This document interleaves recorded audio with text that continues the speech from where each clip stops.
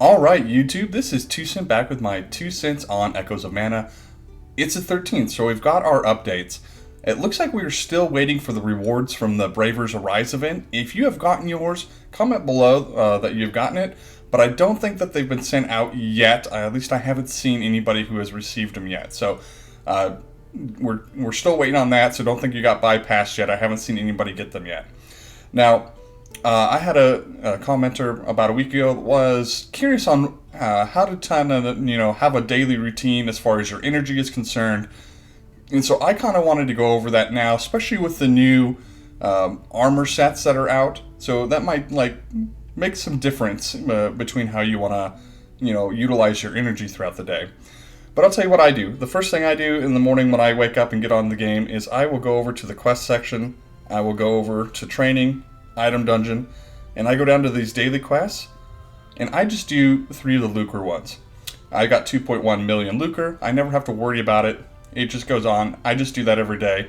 It's 8 energy a piece, so really good as far as efficiency. I just bang these out. So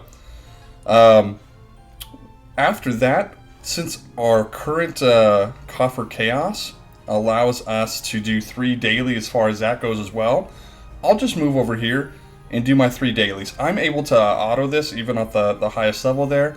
I don't think it's overly difficult. I'm pretty sure most people who've been playing since day one can accomplish that.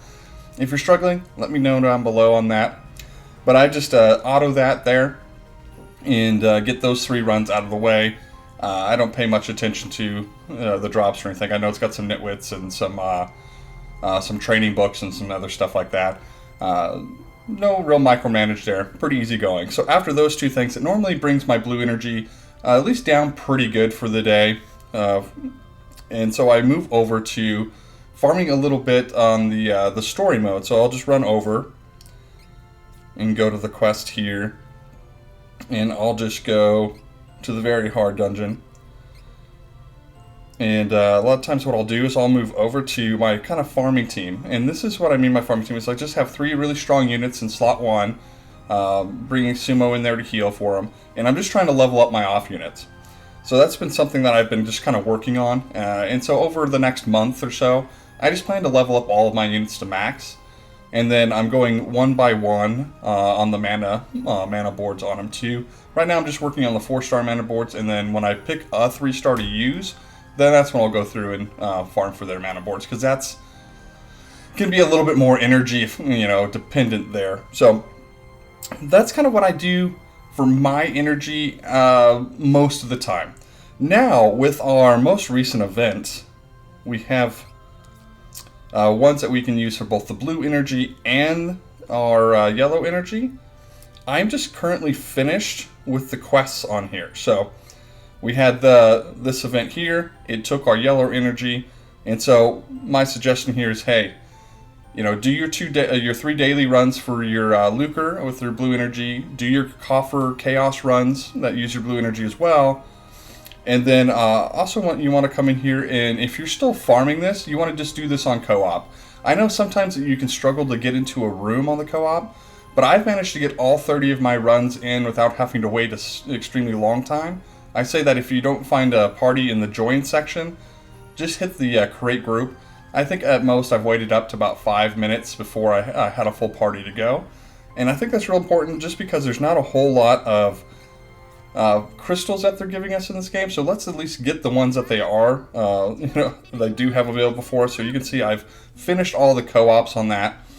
And I know a while back I made a video talking about how co-op just wasn't worth doing in this game or anything like that. But since they've improved it to where you don't lose your energy if the group loses, and you don't lose your tries if it's like trying, like how many tries you have in a day dependent, I think co-op's gotten much better, much cleaner in that way.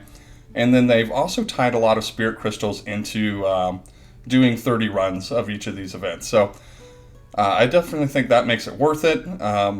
When you're just kind of low on time, just run part of the story mode and get 24 energy out or whatever through your auto. But if you have some time to sit down and play, definitely make sure you get those 30 runs in before these events are over. I do think it's better to do that on the first part of the event when they first come out, because the later you get in, towards the end of the event, the fewer people are out there to run it. And so you do want to make sure that you have an easier time finding a group so you're not waiting as long, especially if it starts to roll over to the next event. And so then everybody kind of hops over to farming that one, and you kind of get left out because you haven't finished the first one. So that's just my kind of advice as far as the event runs goes.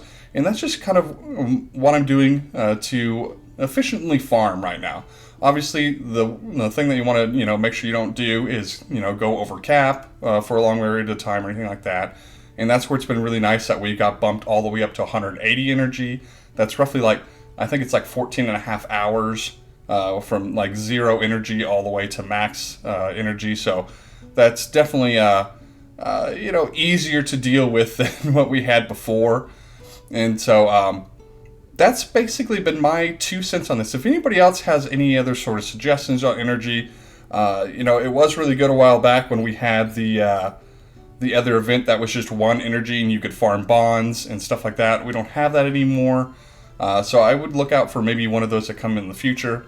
But right now, that's been my 2 cents.